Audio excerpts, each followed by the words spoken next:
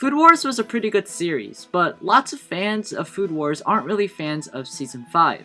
Welcome everyone to today's video, where today I'm going to be theorizing and talking about how Food Wars should have ended, and how everything would have played out in Season 5 if I were in charge. Also, if you do enjoy this video and would like to see more videos like this, please drop a like, and at 10 likes I will create a second video about Food Wars or anything else. Anyways, let's get right to the video. First, I feel like I should explain why I feel like Season 5 is so disliked. Also, by the way, you should know that by the ending of Food Wars, I'm talking about the blue and the whole Noir thing. Not talking about the post-credit scene or Le Dessert. But basically, I feel like why the majority of the manga readers and people who watched long enough till Season 5 is so disappointed is because of a couple of things. The biggest thing I feel like was a problem was that there was no build-up. Saiba Asahi and Noir just came out of nowhere and don't really have any point. So if you really think about it from a general perspective, all the Food Wars seasons have an end goal. Season 1 is obviously just introducing us to Yukihira's goal, how powerful the Eli 10 is, and just him surviving the school.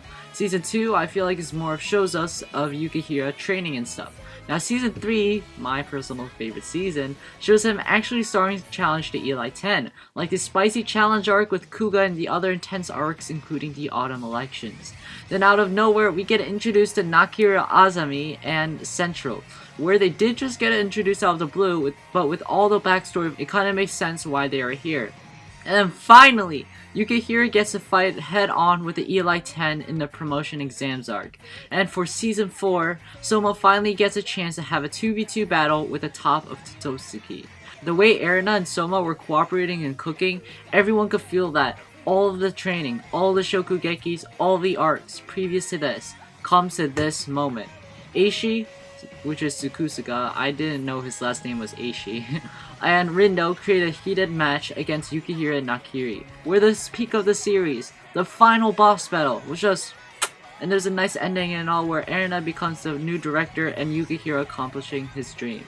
The ending was so happy and so beautiful that crops grew faster, global hunger was solved, and everyone who could pick up a knife suddenly became Gordon Ramsay. Until Season 5. Like I said, Season 5 had no build-up.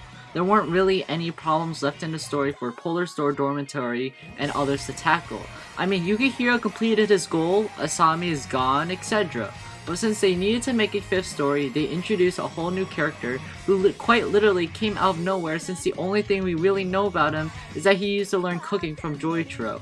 Sorry for talking a lot, but I'll say it now. All the first 4 seasons of Food Wars led up to the point where Erina and Souma, Tsukasa, and Rindo. Now they introduce a whole new character and a weird new cult, which is obviously not a direct copy of Central. You can't really feel for the storyline. Let me use Boruto as an example here. At the start of Naruto, we get introduced to a kid who wants to become Hokage, so he can be accepted by everyone. Then why did you... Because I'm going to be greater than any of them. Me, Naruto, the next Hokage, a ninja legend! Then everyone will have to stop disrespecting me and look up to me! Believe it! And long story short, all the arcs, training, and the enemies he faced came down to the final battle between Naruto and Sasuke. No, not that final battle, this final battle. Full on 6 path modes, where all conflicts were resolved, and a while later, Naruto finally became Hokage. There were no problems left to be fixed or battles that still needed to be fought, since it's already happened. But then comes along Boruto in a perfect world where the only way they can introduce conflict is by constantly adding new characters. Now the reason why I brought up Boruto is because in a way it's similar to Food Wars Season 5. In Boruto, Momoshiki and Kinshiki were connected to the story just because they knew Kaguya or something. Asahi was only connected to the story since he knew Yukihira's dad, and they want to fight because Asahi wants to marry Erina or something. Even though she's underage. I guess you could debate that the blue was sort of hyped up in the background of Food Wars, since they always talked about it being some sort of highly prestigious competition between the best chefs in the world. But bringing up the topic of Asahi and Noir so late in the story just doesn't give the audience enough time to react or even care what's going on. Okay, so now that I got out of the way, let me talk about how to fix that. The first problem I'm going to be tackling is Saiba Asahi. I mentioned he came out of the blue and didn't have much of a threat other than him being some super strong chef that we've never heard of until now. How you could have fixed him is by doing what Naruto and Naruto Shippuden did with Madara. Although in Naruto you never got to see him, you always saw people mentioning him as like the one who rivaled the strongest shinobi who ever lived. Although you never got to see him on screen, you felt his presence was there. And then when he finally came out in Shippuden, you didn't care how many people he killed, since the hype he made looked so stinking cool. And it makes you think stuff like, wow, this is the great Madara I've always heard about. Now, if they did that with Asahi, woo! Asahi would have posed a greater threat than how he did when he just randomly showed up. Would have raised the stakes, basically. How they could have executed this is maybe him being some trouble for some previous stronger characters in the past. In Food Wars Season 1 through 4, we established pretty quickly that the top of the Elite 10 is the best of the best. And that one was Tsukasa. What they could have done was maybe Asahi and Tsukasa once had a Shokugeki or a food fight in the past, and Asahi had beaten him. What this would have done was, 1. Foreshadow characters so strong that he beat the best that you knew of, and 2nd, start rumors and stories about the supposed strongest chef through the first 4 seasons, which then leads to mentions of Asahi's power. Then how that would have played out is that when Season 5 came around and you were formally introduced to Asahi and Noir, they posed much more of a threat.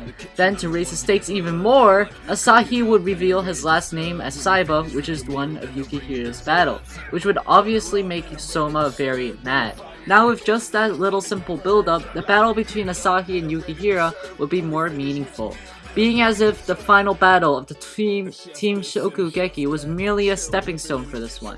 But knowing that Asahi took Soma's dad's name, it would give Soma more of a grudge to beat Asahi other than getting the girl he wanted. And when Soma beats Asahi, a huge relief would wash over the audience, since technically Yukihira did the impossible and beat the strongest out there.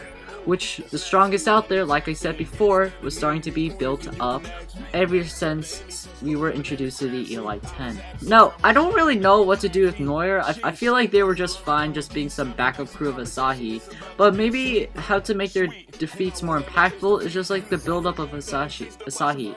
That there is a slight build-up with a secret underground network of super powerful chefs in the first 4 seasons. So, I don't know if you guys really caught what I just said, but basically I'm saying maybe put some background of Asahi beating Tsukasa in a Shokugeki earlier before the series even started.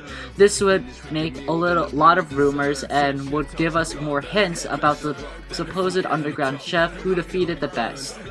The last problem I have to face is cooking. A lot of fans who actually enjoyed Season 5 were disappointed that there was barely any cooking, especially for Todokoro and Takumi. For most of their fights in Blue, we just had to believe that they won their battles and never actually see the tense competition as we usually did in the first 4 seasons. Granted, if they did show all the fights, the season would be a little bit longer, but that's what the beauty of Food Wars was. Intense food cooking between the chefs. It would have made Season 5 a lot longer than what it is, 13 episodes, but give it a more important vibe to it, and make it seem like it's the grand finale. But yeah, that's basically what I have for today. Please share your opinion in the comment section, since it will help others with the bigger picture, and this video was just my opinion on how things could have gone. And again, if you like this, please drop a like to encourage me to create anything like this again. Thank you guys, and I'll see you guys next time.